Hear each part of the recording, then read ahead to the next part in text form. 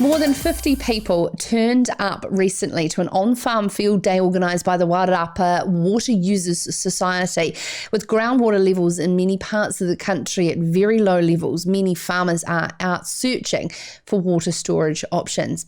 The field day was held at our next guest farm, where he showcased his 9-hectare storage pond, including a project description, planning requirements, and some of the challenges that came with it. I can only imagine. Rupert Handyside joins us now on Sarah's Country.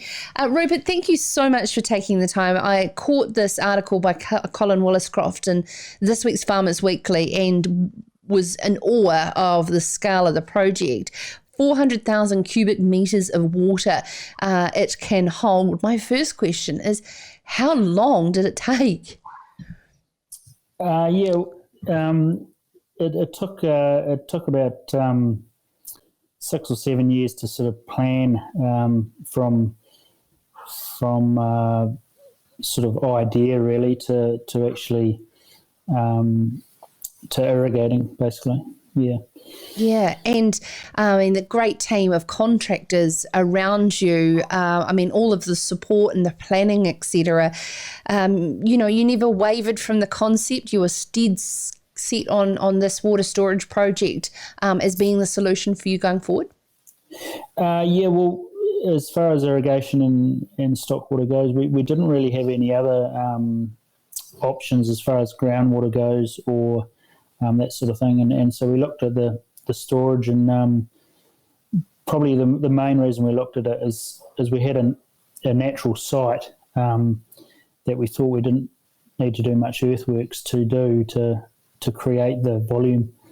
And then from there we went to an engineer, and there's a reasonable catchment up behind it as well to fill the dam, and he confirmed that, and but there was a bit of hesitation there for a year or two, whether we were doing the right thing or not, and at the end of the day we just sort of were either going to do it or not, and we decided to do it. So, what's the soil structure like? Because the material that you use to build a dam is sometimes where people don't quite get it right. How did you master that? Well, I didn't really master anything really, but we got a geotech report done, and they sort of confirmed that it wasn't going to leak, and the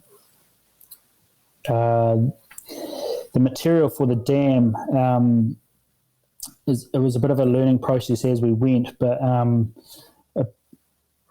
you could get a lot of reports done and all that sort of thing, but at the end of the day we actually just dug 5 or 6 big holes with a digger, and that showed us what the soil was and what was right.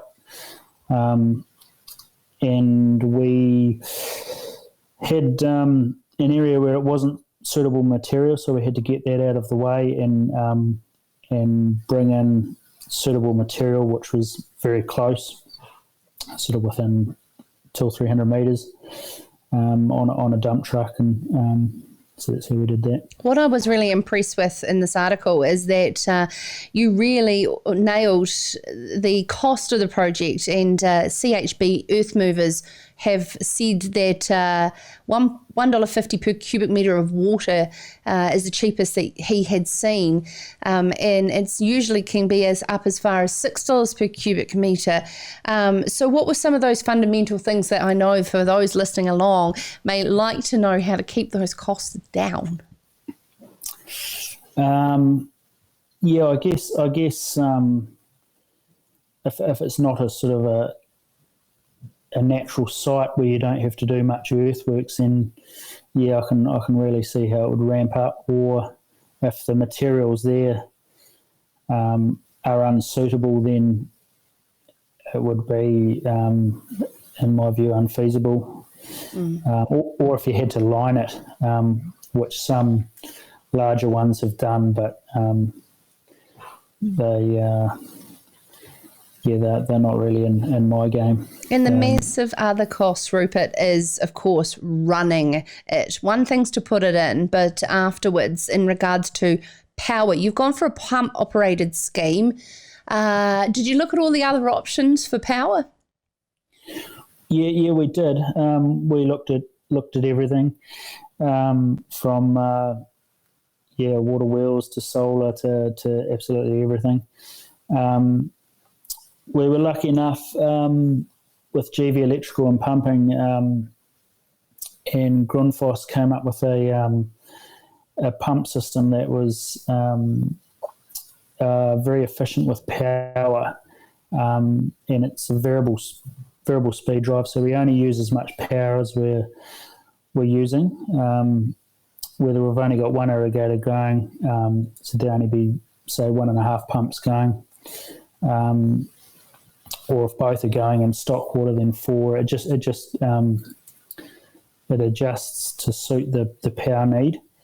And the electricity on the Wairarapa is some of the dearest in the country.